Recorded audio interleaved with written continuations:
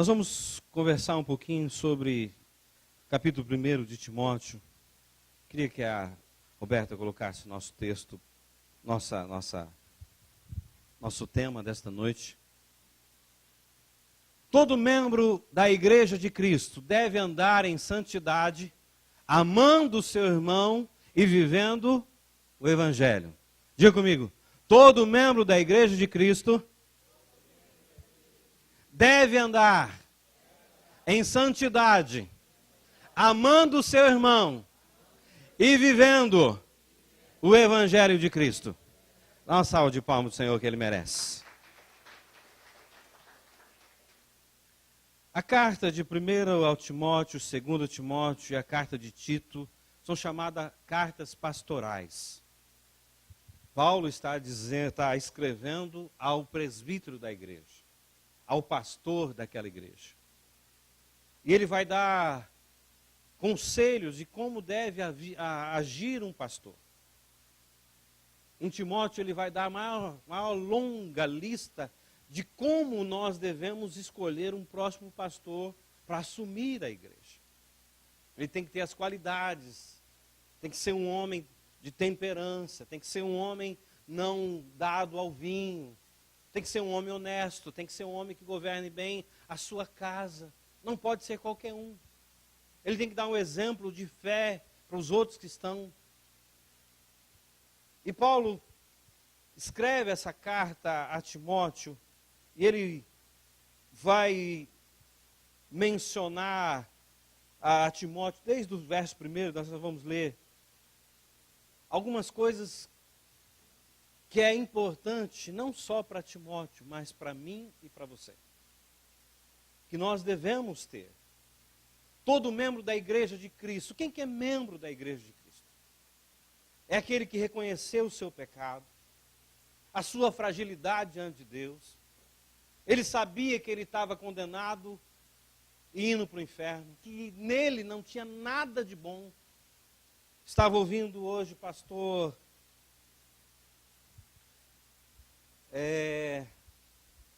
fugiu o nome agora, vou lembrar. E ele vai dizer uma frase que me impactou muito. Ele vai dizendo assim, as nossas boas obras, Isaías vai dizer que é como panos de imundície. O que é isso? Naquela época não tinha absorvente para as mulheres usavam um pano na época de menstruação. E ele vai dizer que as boas obras de uma pessoa sem Cristo no coração é equivalente àquele panos de imundície. E o pastor vai dizer assim, as boas obras sem compromisso com Deus é como se fosse você receber um bolo de chocolate delicioso, ou um pudim delicioso, ou uma picanha bem passada ou mal passada, deliciosa, das mãos de um leproso. Você comeria? Se nós não tivermos um compromisso com a igreja de Cristo, se eu e você não andar em santidade, se eu e você não valorizar os irmãos da comunidade, não amá-los, e se eu e você não viver o evangelho que é pregado nesta igreja, você não faz parte da igreja de Cristo. Nós não fazemos parte da igreja de Cristo. Porque se fosse por obras, muitos milionários, inclusive Bill Gates, ele estaria no céu. Porque ele tem muito mais poder aquisitivo de fazer boas obras do que eu e você. Se fosse por boas obras, os espíritas iam direto para o céu. Porque eles sabem, se não fizer boas obras, para eles, na próxima encarnação, eles vão sofrer. Então eles vão fazer de tudo nessa vida. Porque senão ele pode ser um mosquito na próxima encarnação, e alguém pode matá-lo na parede. Ele pode ser um cavalo e alguém pode colocar uma carroça sobre a vida dele.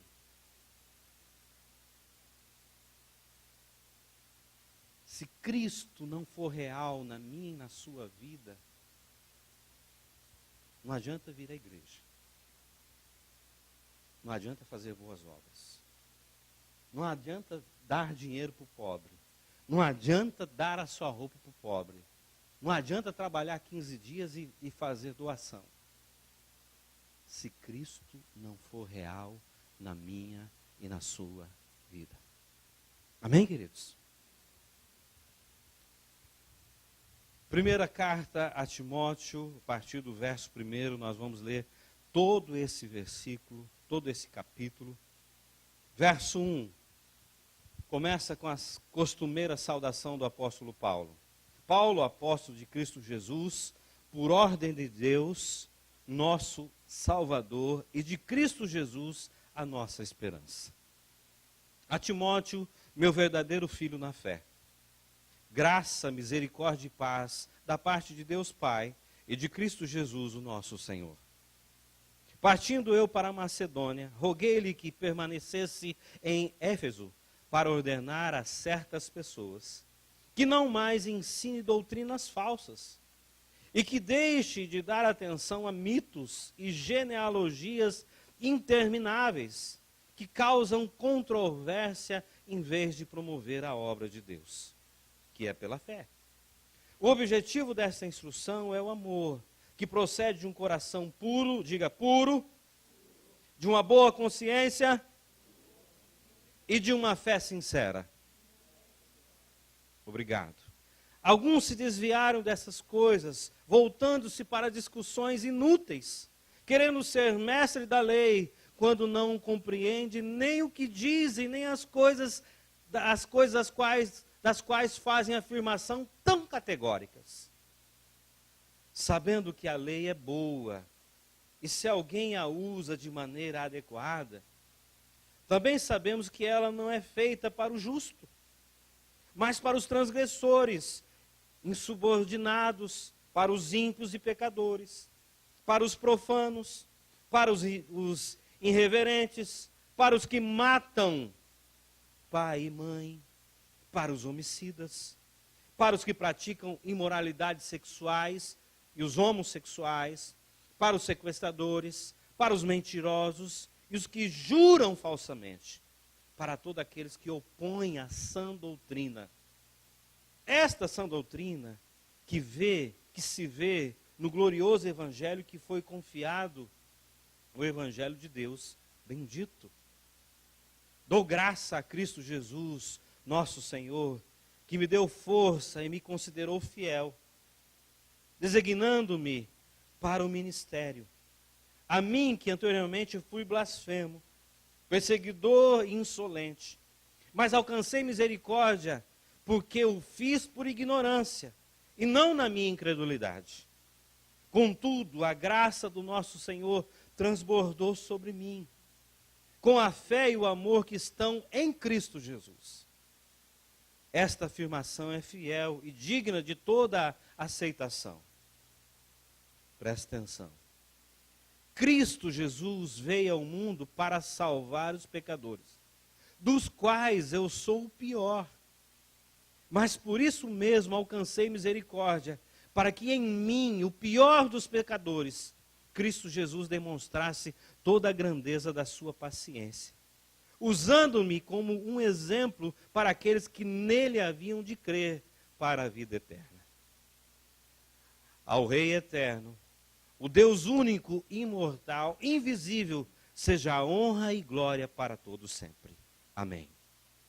Timóteo, meu filho, dou-lhe essas instruções, segundo as profecias já proferidas a seu respeito, para que, seguindo-as, você combata o bom combate, mantendo a fé e a boa consciência que alguns rejeitaram, e por isso naufragaram na fé.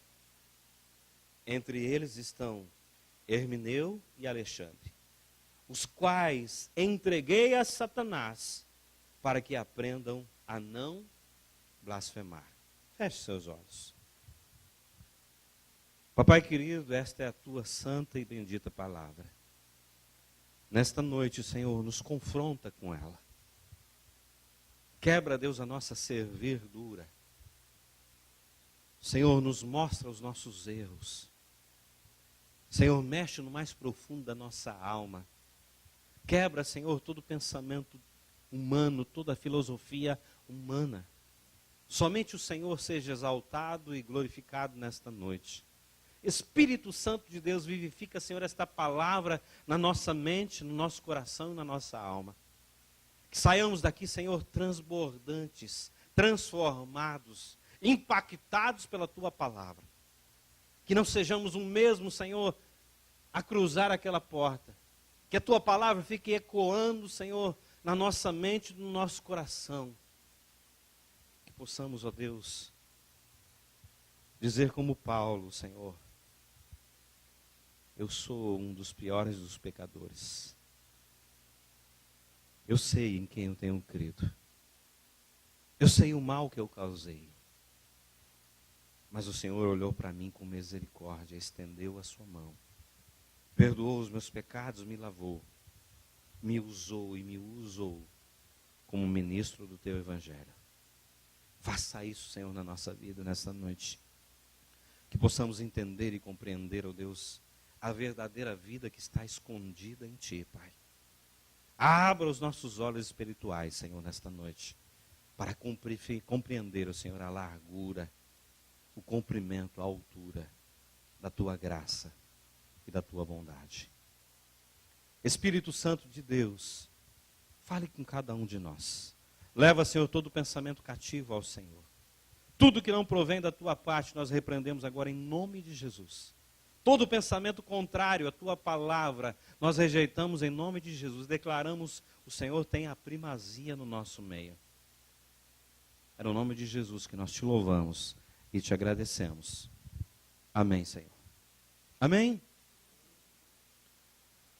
Queridos, eu destaquei algumas coisas nesse primeiro capítulo que eu queria conversar com vocês. Mas primeiro nós precisamos saber quem foi Timóteo. E quando esta carta foi escrita, os eruditos, os estudiosos, acreditam que ela foi escrita no ano 63 a 65, depois da morte de nosso Senhor Jesus Cristo. E Paulo deixa Timóteo em Éfeso para acertar algumas coisas com algumas pessoas que estavam ali ensinando falsas doutrinas. Ensinamentos as quais Jesus Cristo não falou. Depois nós vamos entrar nisso. Timóteo era nativo de Lista, uma colônia romana na província da Galácia. Filho de um casamento misto, seu pai era gentil, muitos dizem que era grego, e sua mãe era judia. Está lá em Atos 16:1. Pouco se sabe sobre o seu pai.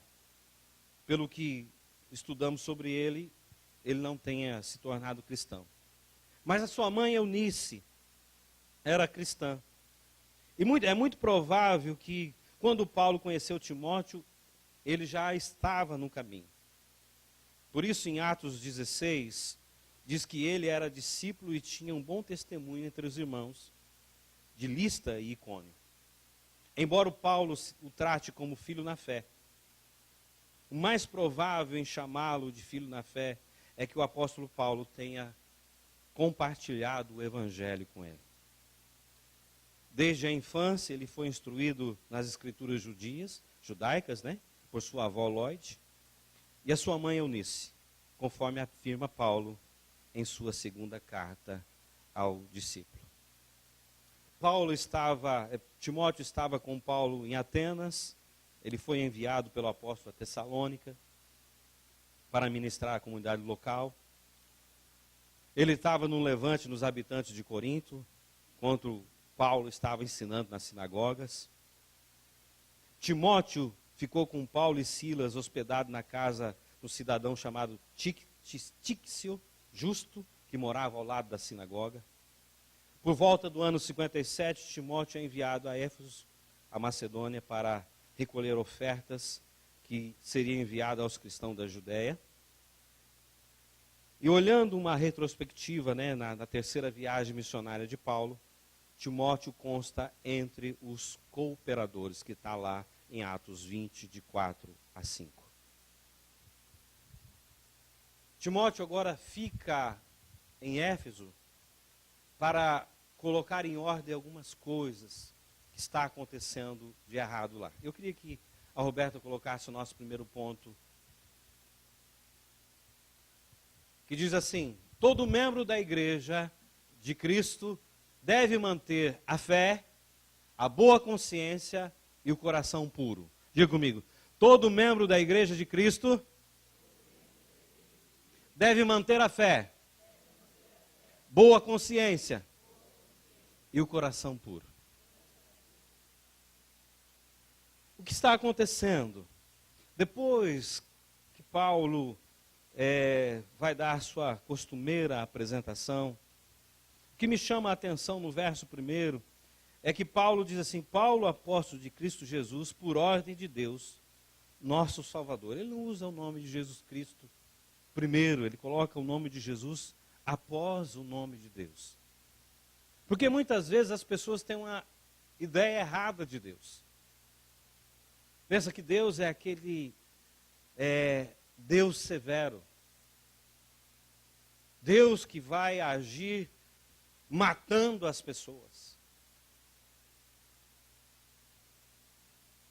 E muitas vezes nós temos a ideia de Deus, que Deus está nos olhando de longe para ver o nosso erro e depois apontar o nosso erro. Então ele começa dizendo: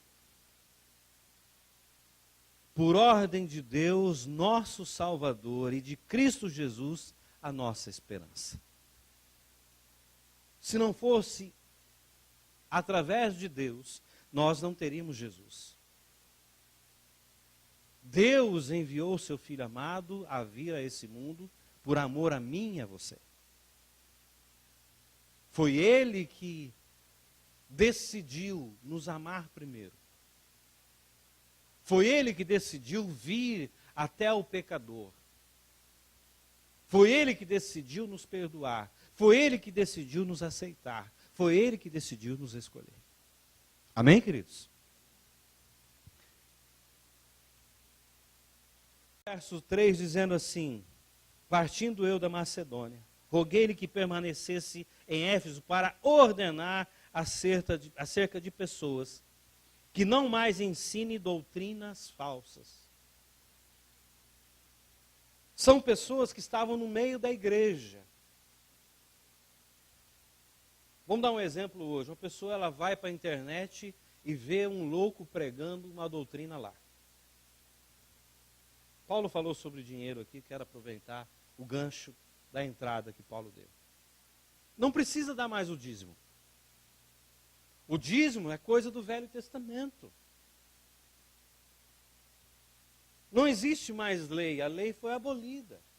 Ou o dízimo é só, está dizendo em Zacarias, em Malaquias, é para o povo daquela época, era para o sacerdote daquela época. Não precisa mais. É o Velho Testamento. Então, hoje o que conta é o Novo Testamento. E aí vem no meio da igreja e começa a dizer assim: o pastor está dizendo errado, está ensinando errado. Porque eu vi o pastor fulano de tal lá ensinando que não precisa dar mais o dízimo. Uma pessoa que tem amor ao dinheiro só precisava ouvir isso. Ah, agora eu tenho base. Pastor fulano de tal falou que não precisa dar mais dinheiro. Eu vou usar o meu dízimo para fazer boas obras. Vou usar o meu dízimo para fazer cesta básica. Vou usar o meu dízimo para mandar dinheiro para a África. Vou usar o meu dízimo para ajudar a pessoa que está no hospital que não conhece usar a minha conta, porque não preciso mais dar o dízimo na igreja. Agora, quem disse para você que o Velho Testamento já foi abolido? Jesus disse que eu vim para cumprir toda a lei. E a lei está na onde? No Novo ou no Velho Testamento? No Velho Testamento. Então, o Velho Testamento ainda está em vigor. Jesus veio para aprovar o Velho Testamento. Não veio para abolir. No Velho Testamento só era consumado um adultério quando o homem tinha relação sexual com a mulher. No Novo Testamento, o que Jesus diz? Se você olhar para uma mulher desejando ela, você já cometeu o adultério. A lei de Cristo é muito mais profunda. É muito mais além, é muito mais pesada. No Velho Testamento, Moisés autorizou da carta de divórcio. Jesus vai dizer, no princípio não era assim. Deixará o homem, seu pai e sua mãe, e se unirá à sua mulher, e os dois serão uma só carne. Você tem como rachar um filho no meio, dar metade, rachar a Juliana. A Juliana é metade sua, metade minha. Tem como fazer isso? Cortar o Ney no meio e falar, o Ney é metade seu, metade meu. Não tem mais. Por que que Deus abomina o sexo antes do casamento? Porque a palavra para começar um relacionamento é conheceu a sua mulher. Conheceu a nudez dela. Se fez um com ela na relação sexual.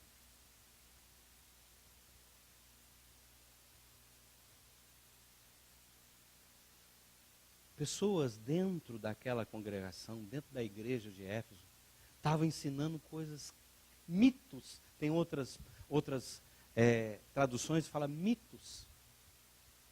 Coisas que não procedem, coisas que não têm nada a ver, ensinando no meio da igreja.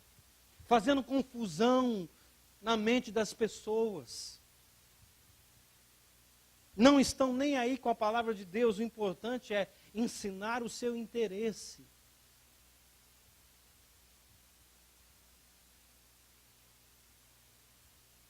Se essa igreja, os irmãos não fossem fiéis nos dízimos das ofertas, como nós poderíamos pagar 350 mil de aluguel? Quando nós poderíamos pagar quase 60 mil de energia elétrica? Como nós poderíamos pagar a água, a luz, o ar-condicionado que você está usufruindo agora, as cadeiras que vocês estão sentando, o estacionamento onde você coloca o seu carro? Se todo mundo pensasse dessa forma, essa igreja não existiria. Deus não precisa de migalhas. E Deus não precisa do meu 10%, nem do seu 10%. Deus quer saber aonde está o meu e o seu coração. A pessoa que diz, eu vou usar o meu dízimo para fazer boas obras, essa pessoa não conhece Deus.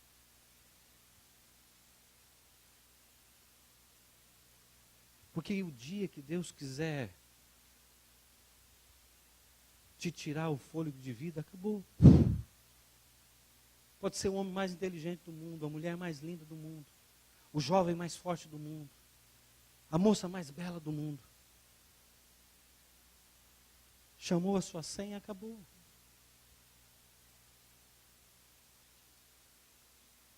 Agora, o que a Bíblia diz, a raiz de tudo está dos males que vêm sobre a minha e a sua vida, é porque eu dou mais valor ao dinheiro ou às coisas do que a Deus.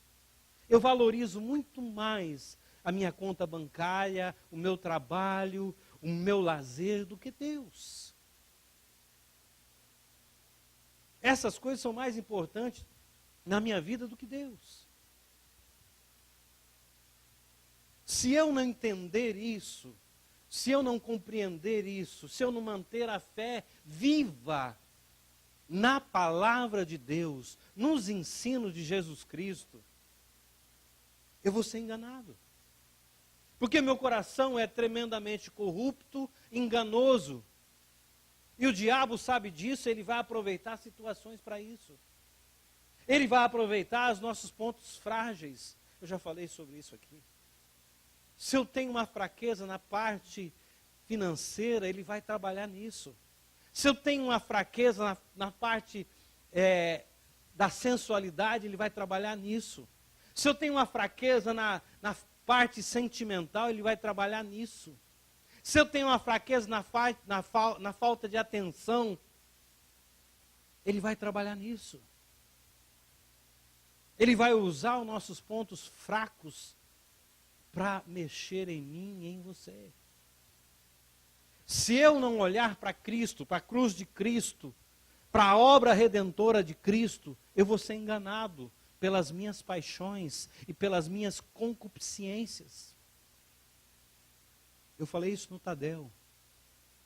Eu sou enganado por aquilo que eu gosto.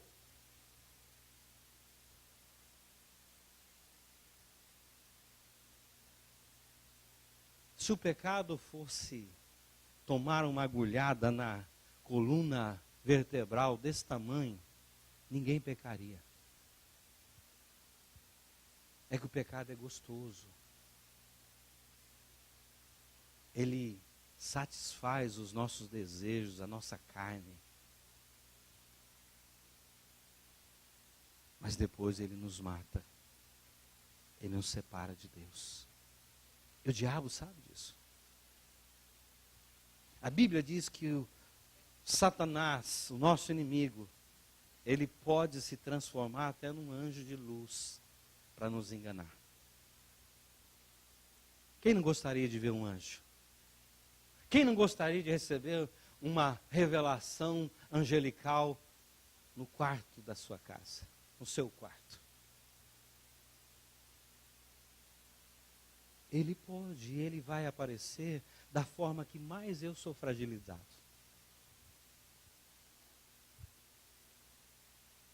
Uma oportunidade de ganhar dinheiro fácil. Aquela mulher linda que eu sonho com ela todos os dias.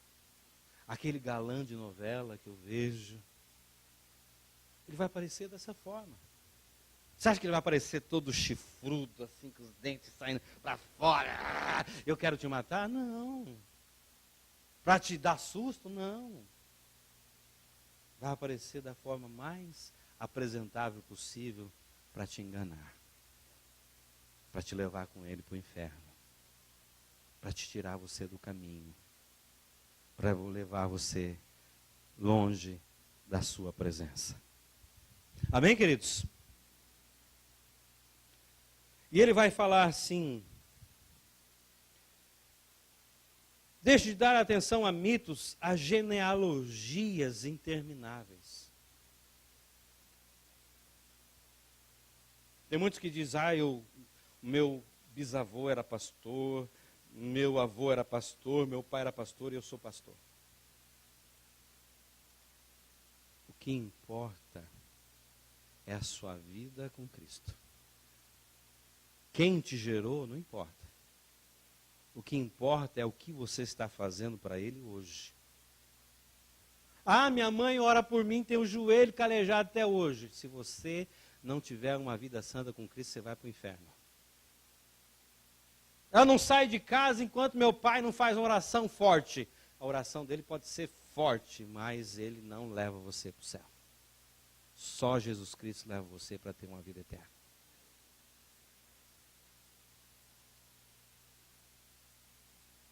Quem aqui já pesquisou 5 gerações atrás da sua vida? Fala para mim.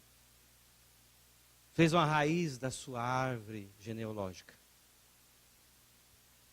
Porque isso não importa. Ah, não importa que meu tataravô era o homem mais rico do Paraná. Eu não sou. Se ele era rico, ele não deixou nada para mim. Sabia? Meu avô era fazendeiro de café, mas os filhos dele comeu tudo, não sobrou nada. Sobrou uma casinha na cidade chamada Doutor Camargo, lá no Paraná, que quando foi dividido entre os 12 irmãos, sobrou uma parcelinha pequena para mim. Eu falei para minha mãe, é todo seu, mãe. Quem casou com meu pai foi você. Eu não quero um tostão. Da parte da minha mãe, mesma coisa. Morreu o avô, morreu meu avô, morreu minha mãe ligou para mim, ó, você tem tanto na herança. Eu falei, a herança é tua, a mãe é sua, gasta tudo com você, viaja, aproveita tudo, não deixa nada para os filhos, vive a sua vida. Porque os filhos, quando casam, só pensam na sua família e esquecem dos pais. Esquece de honrar os pais. Por isso que vivem pouco tempo na terra. Ah, mas não sabe, pastor, meu pai foi muito mal para mim. Minha mãe foi muito mal. Não interessa se seu pai é sua mãe, você tem que honrar. Esse é o mandamento de Deus. Amém? Tem que comprar o remédio, tem que pagar o seguro de saúde para eles. Tem que fazer cesta básica, tem que visitar, tem que ligar. Esse é o seu papel. Você quer que os seus filhos façam isso com você? Então faça isso com eles. Porque se você não faz isso com os seus filhos, sabe o que seu filho vai fazer com você? O dia que você falar, vem me visitar, filho. Se estiver velho, ele vai falar para você, você não visitar, você é o avô, seu pai, por que eu vou visitar você? Tudo que você plantar hoje, você vai colher. Diga comigo. Tudo que eu estou plantando hoje, eu vou colher no futuro. E eu tenho que pensar bem. O que eu estou plantando? Dá uma salva de palmas para o Senhor que Ele merece.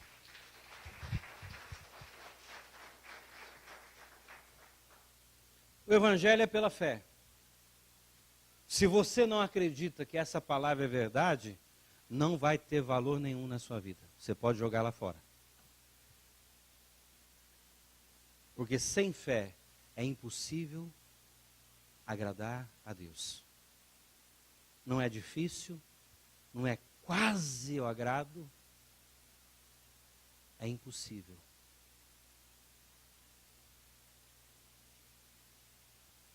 Tudo é pela fé. Tudo que eu e você estamos vendo aqui foi formado pela palavra de Deus.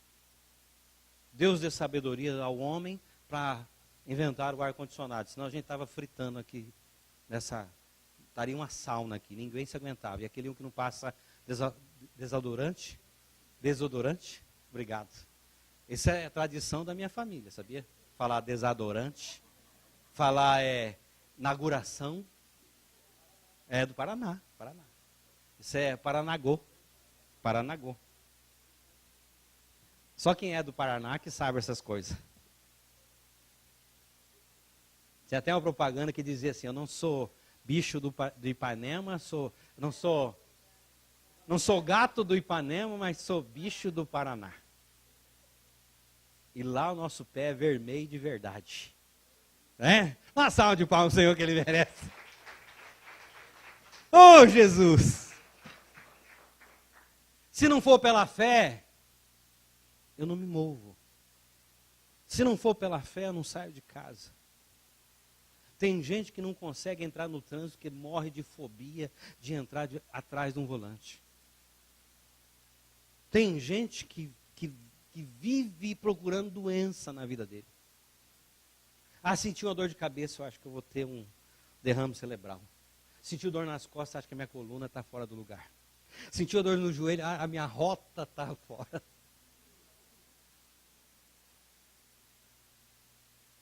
É hipocondríaco. Vive com pensamento doente. Vive com doença na mente. Essa pessoa vai ser o quê? Essa pessoa vai ser o quê? Essa pessoa vai ser o quê? Doente. Agora se eu falo assim, Jesus é o meu médico, meu Senhor, meu Rei, meu Salvador, Ele tem o melhor para mim, eu vou desfrutar do que Ele tem para mim, eu vou viver a história que Ele tem para mim, eu vou comer o melhor dessa terra, eu vou desfrutar do que Ele tem para mim, o que vai acontecer? Você vai desfrutar, você vai viver, você vai dar glória a Deus, você vai se alegrar, você vai levantar da sua cama dando um pulo e dizer, Senhor, obrigado, eu estou vivo, mais um dia de vida, mais um dia de trabalho. Tu és maravilhoso. Dá uma salva de palmas para Ele que Ele merece. Boa consciência. O que ronda a sua mente? O que você acredita? Nas palavras das pessoas? Você fica pensando o que de você? Você fica imaginando o quê? Você sonha o quê? O que tem ocupado a sua mente? Ah, eu quero uma namorada, eu quero uma namorada, eu quero uma namorada, eu quero uma namorada. Ah, eu quero um namorado, eu quero um namorado, eu quero um namorado. Ah, eu quero um carro, eu quero um carro, eu quero um carro, eu quero um carro. Ah, eu quero mudar de emprego, eu quero mudar de emprego, quero mudar de emprego, quero mudar de emprego.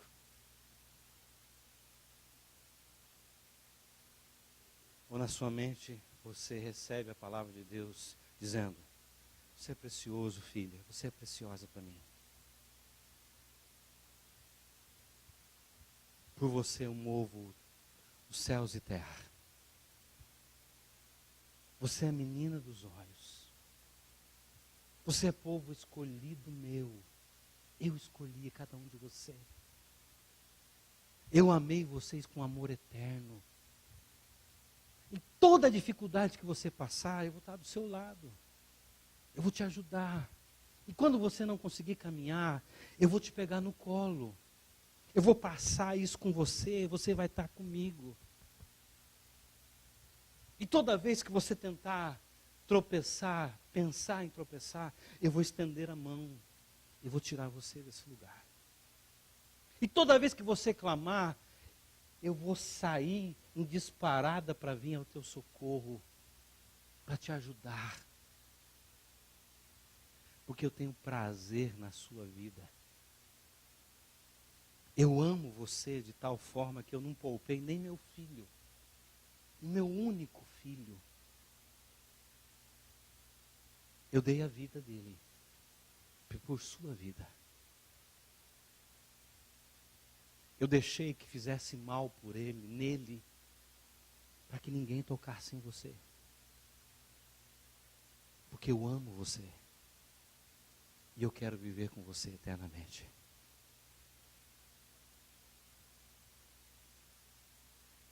O que está rondando a sua mente? Ah, você não tem valor. Você não faz nada certo. Está vendo? Pisou na bola de novo. Errou outra vez. Quero te mostrar na palavra de Deus a maior demonstração de amor de Jesus Cristo. Uma mulher, naquele tempo de Jesus, por ser mulher, já estava excluída da sociedade. Mulher não podia falar, mulher não podia comprar, mulher não podia vender. Ela só tinha algum valor quando ela gerava filho homem. Se fosse filha mulher, não prestava. Tinha que ser filho homem. E essa mulher, eu penso, que ela não era amada pelo seu marido. Não era valorizada pelo seu marido. E um dia, na sua carência, ela encontrou alguém que valorizou ela, que demonstrou amor a ela. E ela foi enganada pelos seus sentimentos. E ela traiu o seu marido com essa pessoa. Naquele tempo, uma mulher que era adúltera, ela era apedrejada, como diz a lei de Moisés. Era uma vergonha para a sociedade. E as pessoas pegaram ela na cama com outro homem, não era o seu marido. Não sei se estava na casa dela, a Bíblia não fala isso. E trouxeram ela até onde Jesus estava escrevendo na terra. Jesus estava lá, escrevendo. Aí chegaram com ela. Falaram: Jesus, essa mulher foi pega em adultério. A lei de Moisés pede para que nós apedrejamos ela. E cada um estava com uma pedra na mão. Jesus nem olhou para eles, falou assim: aquele que não tiver nenhum pecado, pode atirar a primeira pedra. Aí a Bíblia diz que dos mais velhos, porque naquela época os anciões eram honrados por causa das suas cãs brancas, dos seus cabelos brancos. Deixou a pedra e foi embora. Os mais novos viu aquele lá, deixou a pedra e foi embora. Ficou Jesus e a mulher. Jesus falou para ela: mulher, cadê os seus acusadores? Ninguém te acusou? Ela falou: não. Então nem eu te acuso. Mais uma coisa eu te falo: vá e não peques mais.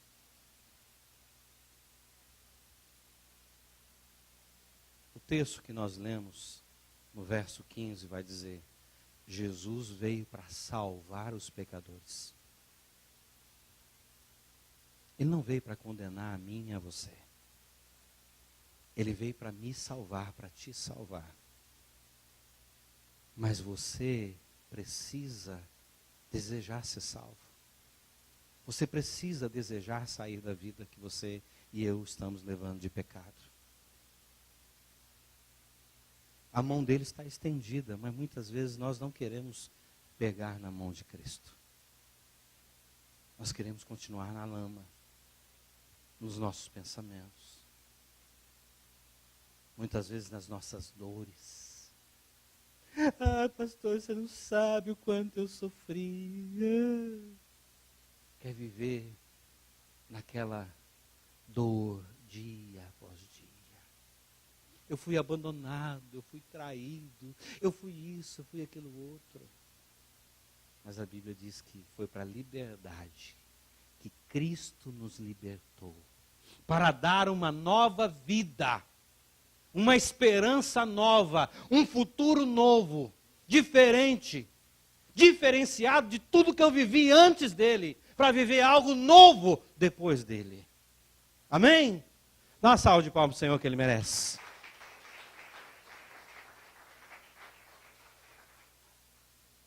Um coração puro. Tem muitas pessoas que antes de conhecer a pessoa,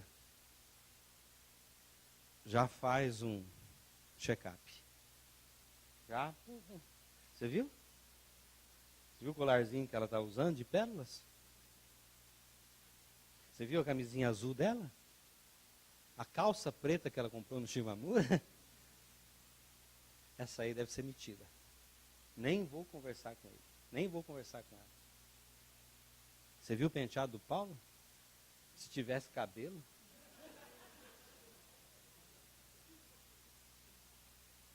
O que você faz? Você vê algo de bom nas pessoas? O Paulo é uma bênção ali, né? No louvor. Nossa, toda vez que ele ministra, eu sou tocado pelo Espírito Santo de Deus. Nossa, essa igreja, eu me sinto tão amado quando eu entro aqui dentro. As pessoas me dão tão atenção que eu fico constrangido. O seu coração é puro ou é impuro? Você consegue só ver maldade na vida das pessoas?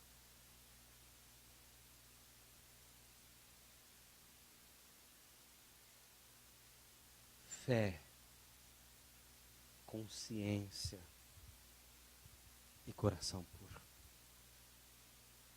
É isso que nós precisamos. Demonstrar isso.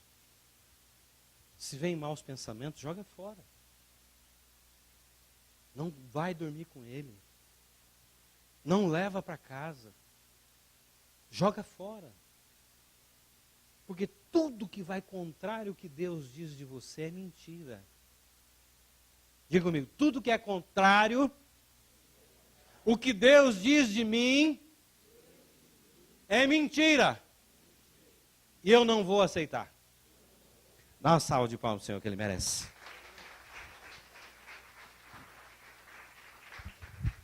Amém. Vamos para o próximo, já são 7h36. Todo membro da igreja de Cristo deve pregar o Evangelho. A sã doutrina. O Evangelho verdadeiro. No verso 15 fala, essa afirmação é fiel e digna. E de toda aceitação. Cristo Jesus veio ao mundo para salvar os pecadores, dos quais eu sou o pior. Paulo sabia da sua vida errada que ele viveu. Ele sabia que ele estava ali quando apedrejaram Estevão. As vestes de Estevão foram colocadas nos braços de Paulo, e Paulo consentiu com aquele apedrejamento. Paulo pegou cartas porque ele já prendia os cristãos, ele já açoitava os cristãos, e ele estava indo agora em caminho de Damasco, até que Cristo apareceu a ele. E a partir dali a vida dele foi transformada. Ele teve que parar um período de 3 dias da sua vida para pensar no que ele estava fazendo. Porque Jesus disse para ele: Paulo, Saulo, né, naquela época ainda, Saulo, por que você me persegue? Coisas difíceis é você ficar fazendo isso. Em outras palavras, você está mexendo aonde você não pode, com quem você não pode. Ele entendia a sua vida, ele entendia a fragilidade, ele entendia que ele estava na religiosidade, que ele fazia tudo para obter as coisas diante da vida de obras que ele fazia, e através da lei, a qual ele não podia cumprir tudo. Dos ritos dos fariseus, do lavar as mãos antes de comer e das outras normas que tinham. Ele pensava que isso era o certo, que a única religião verdadeira era o judaísmo, e tudo que fosse contra o judaísmo estava errado. Ele foi instruído assim, ele foi crescido assim, ele foi ensinado nessa religião. E tudo que fosse contrário a isso era errado para ele. E muitas vezes isso acontece conosco. Eu vim de uma raiz de outra denominação. E para mim, a minha avó era dessa denominação. E para mim, essa era a verdade. E para mim, os cristãos eram aqueles caras que levavam a rapadura debaixo do braço. Que era a Bíblia. E que as irmãs deixavam o cabelo comprido. Mas as línguas dela era bem grande. E nós falávamos mal dos cristãos. Porque para nós estava errado. Porque eles não pensavam a mesma coisa que nós pensávamos. Não adoravam a Deus como nós adorávamos. Porque nós fomos instruídos desta forma. Agora Paulo vai dizer do verdadeiro evangelho, da verdadeira doutrina de Cristo. Para que Jesus veio? Por que Jesus veio? Porque o homem é pecador. Depois de Adão, todos vieram no pecado.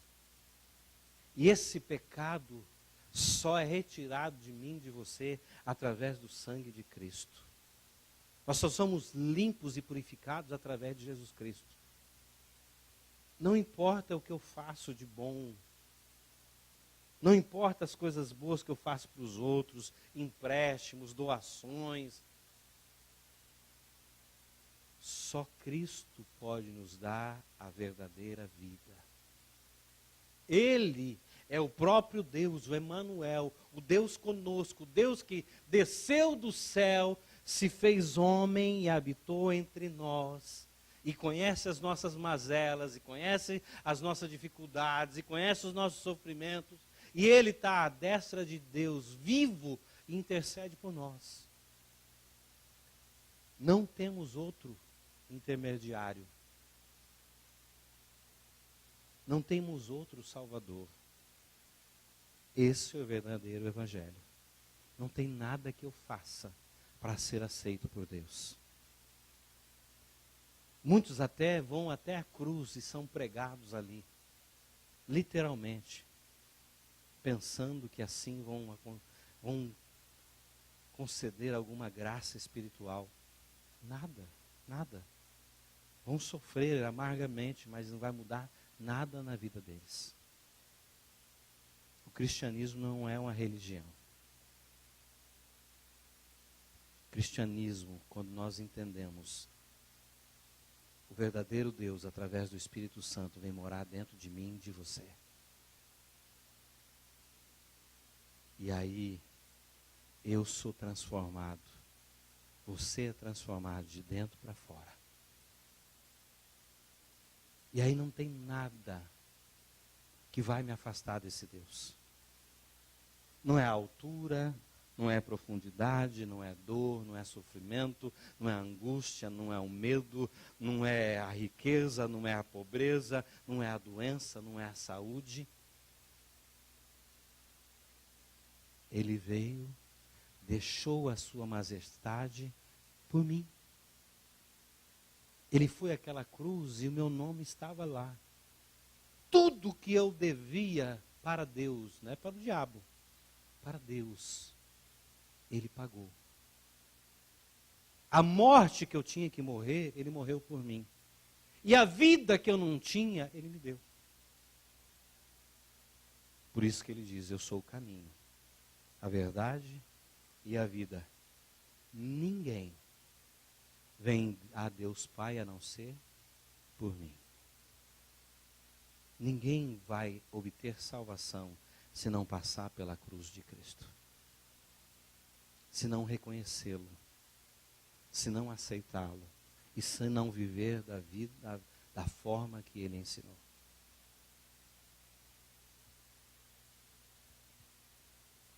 Não tem como.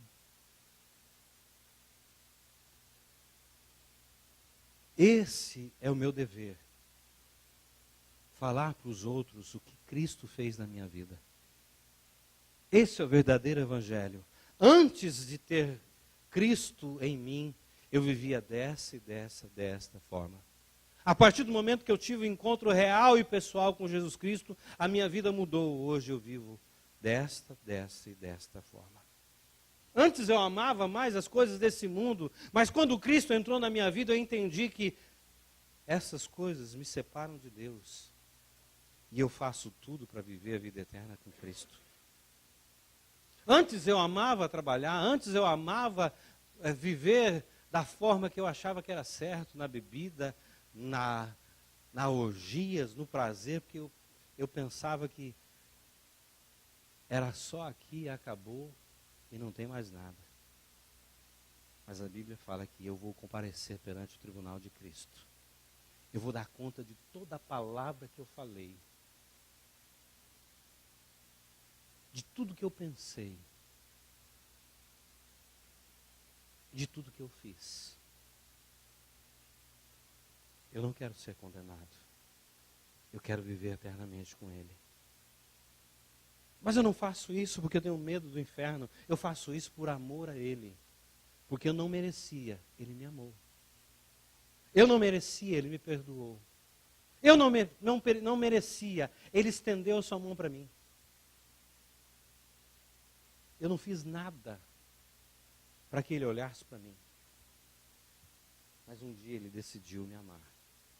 No mais desgraça dessa vida, nas mais profundezas do pecado, Ele decidiu me amar. Sendo eu ainda ruim. Sendo eu ainda uma boa pessoa. Esse é o Evangelho. Não é a igreja que salva as pessoas. Não é o dinheiro. Não é as boas obras. É Jesus Cristo. Esse é o verdadeiro Evangelho que deve ser pregado. Não é trazer as ofertas aqui para ganhar uma bênção de Deus. Não é uma corrente. Não é bater cartão na célula. Não é orar 6 horas por dia que vai me dar salvação.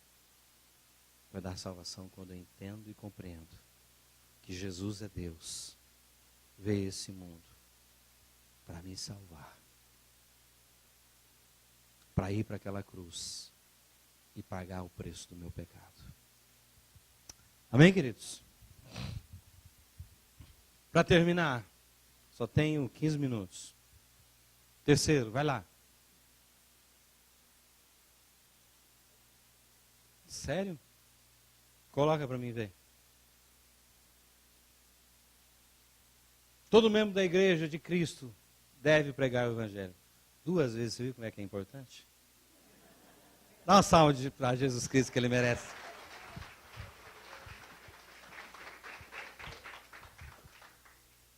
De que forma eu devo pregar o Evangelho?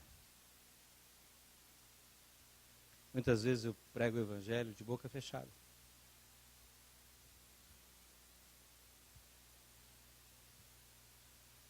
Eu não preciso falar nada. As minhas atitudes, o meu modo de tratar as pessoas, a minha aceitação, eu sento junto daquele um que está sofrendo, da forma que eu recebo a ordem do meu chefe. É para fazer? Sim, vou fazer. Quando todo mundo está falando, você viu? Olha, o chefe, você acha que ele está pedindo uma coisa dessa? Você acha que é cabível um negócio desse? E você sai do meio daquela roda e vai embora. Aí alguém vai perguntar, por que você não estava lá no meio? Eu não preciso disso.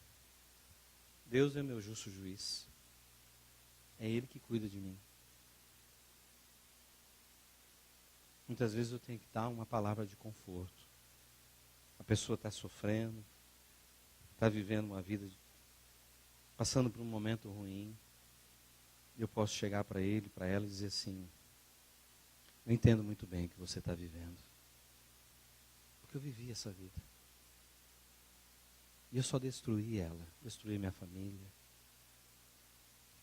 Não dei valor aos meus filhos, não dei tempo de qualidade aos meus filhos. Eu sei o que você está passando. Mas eu posso dizer para você que existe solução para isso. Se você confiar sua vida a Jesus Cristo e deixar Ele fazer parte da sua vida.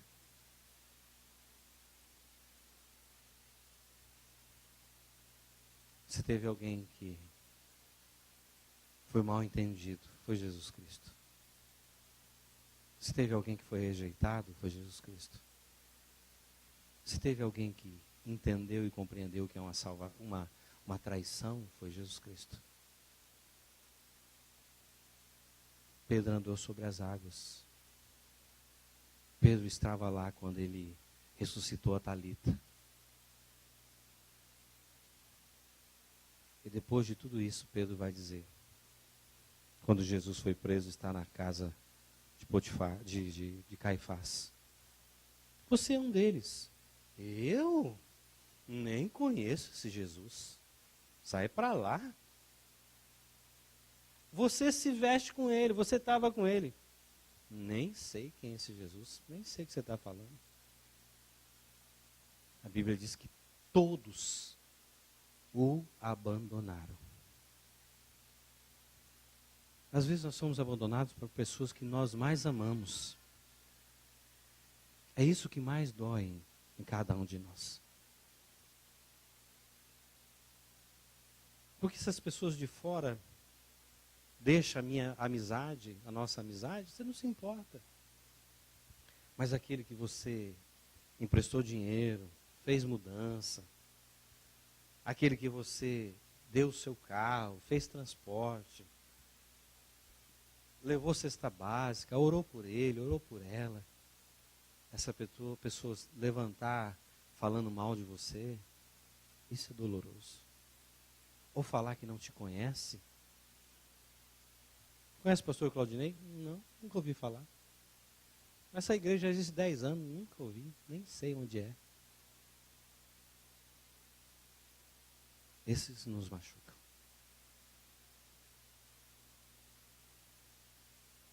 Mas ele não deixou de amar. Pelo contrário, ele foi até o lugar que Pedro estava pescando. Levou o café da manhã, assou o peixe e falou para eles: ei, rapazes, o peixe está assado, pode vir. Mas antes de vocês virem para cá, joga a rede do lado direito, que lá que estão os peixes. Os mais espertos no barco entenderam. Eu sei que isso já aconteceu com a gente. É o Senhor. Pedro pulou do barco e foi direto a Jesus, achando que Jesus ia dar um sabão nele. Chegar para ele e falar: Pedro, cara, nós andamos juntos 3 anos, velho.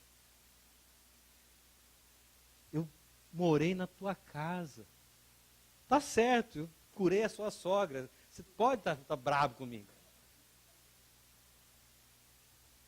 Mas eu te amo, rapaz. Apacenta minhas ovelhas. Cuida da minha igreja.